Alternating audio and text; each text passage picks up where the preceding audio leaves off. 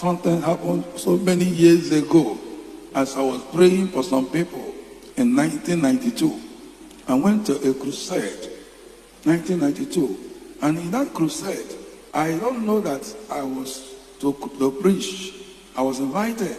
When I came to that crusade, they said, you are going to preach. That's why we're inviting you. I said, I don't know. And then they said, crusade is starting tomorrow. And you don't know. And maybe you didn't do preparation. We'll be preparing.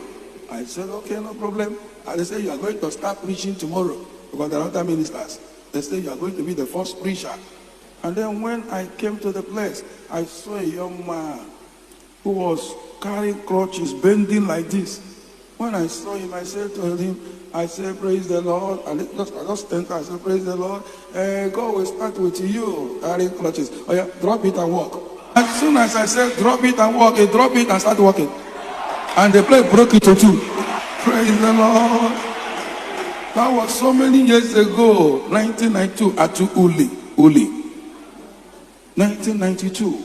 And so the young man dropped the crutch and started walking. And the crusade nearly had a problem because everybody stopped and said, young man, how do you come here to deceive us?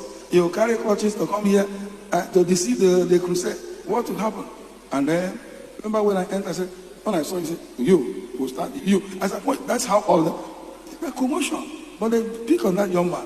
When they asked him, the young man said, why do you do this? The young man said, how are you saying I carry crutch to come and deceive you? I said, how are you?